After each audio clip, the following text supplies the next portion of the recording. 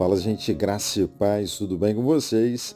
Começando então o nosso devocional diário, espero que você esteja muito bem do outro lado. A gente está aí começando mais um dia, começando mais uma semana. Que Deus ele te dê dias, todos eles direcionados por Ele, que a gente faça aí boas escolhas na nossa vida.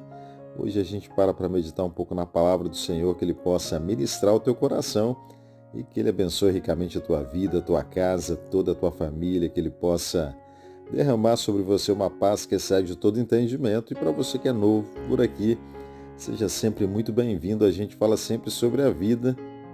E como a gente começa o nosso devocional sempre refletindo um pouco, você já parou para pensar sobre o impacto das nossas palavras quando elas não são respaldadas pelas nossas ações?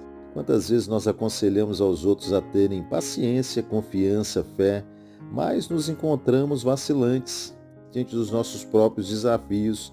E é sobre isso que a gente para e reflete hoje, a importância de vivermos aquilo que a gente tem pregado.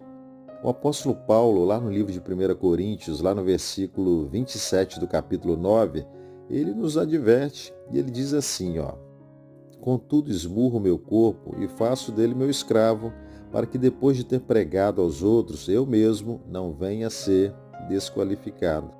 Essa passagem aqui, ela nos lembra da nossa necessidade de sermos coerentes, de vivermos o evangelho que a gente tem proclamado. Pensa comigo, como é que a gente pode dizer aos outros para confiar em Deus se nós mesmos duvidamos nos momentos difíceis da nossa vida? Como é que a gente pode pregar o perdão se a gente guarda ressentimento? A verdade, meu irmão, é que a nossa vida ela deve ser um testemunho vivo das verdades que a gente tem professado. O rei Davi, por exemplo, em meio às suas tribulações, lá no Salmo, lá no versículo 8 do capítulo 34, ele disse assim, provem e veja como o Senhor é bom, bem-aventurado um homem que nele se refugia. Então Davi ele não falava apenas por falar, ele experimentou a bondade de Deus na sua própria vida, enfrentando ali gigantes, fugindo de inimigos, superando as suas próprias falhas. Mas por que é tão importante a gente viver aquilo que a gente prega? Porque só assim nós teremos autoridade espiritual. Jesus, como nosso maior exemplo, ele não apenas ensinou, mas ele viveu cada palavra que ele proferiu. Lá no livro de João, lá no versículo 15 do capítulo 13, Jesus ele disse assim, eu dei o exemplo para que, como eu fiz, também o façam. Então, meu irmão, a nossa caminhada com Cristo, ela não é uma mera religiosidade, é um relacionamento íntimo, pessoal e também transformador. Quando nós dizemos confio no Senhor, é porque nós experimentamos a sua fidelidade. Quando nós falamos não tema, é porque nós sentimos a presença de Deus em meio às tempestades da nossa vida. Conhecer a Deus verdadeiramente implica em viver de acordo com a sua vontade. Mas talvez você esteja pensando aí, mas Fabrício, é tão difícil viver dessa forma consistente. É verdade, meu irmão, nós somos falhos, nós somos imperfeitos, mas lembre-se sempre das palavras de Paulo, lá no livro de Filipenses, lá no versículo 13 do capítulo 4, num texto que a gente conhece bem, que diz tudo posso naquele que me fortalece. A gente não confia na nossa própria força, mas na graça de Deus que nos capacita. Então hoje eu quero desafiar você. A semana está aí só começando. Então antes da gente dar um conselho para alguém essa semana, que a gente possa fazer uma pergunta a nós mesmos. Será que nós temos vivido esse conselho? Antes da gente pregar sobre paciência, que a gente possa fazer um autoexame. Será que nós somos pacientes?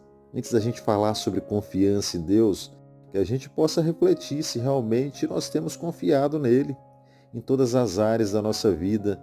Então lembre-se sempre, meu irmão, só quem anda com Jesus consegue inspirar outras pessoas a andarem com ele também. Não se trata de perfeição, mas de autenticidade. As pessoas ao nosso redor, elas precisam ver um cristianismo real, não uma fachada religiosa.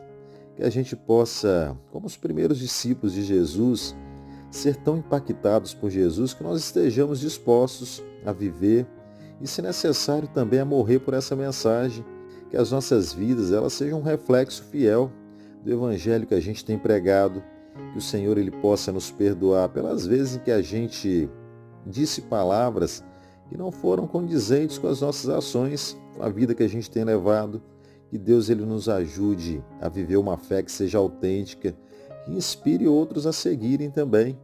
Que a gente possa, pela graça de Deus, sermos exemplos vivos do seu amor, da sua verdade, em nome de Jesus. Amém?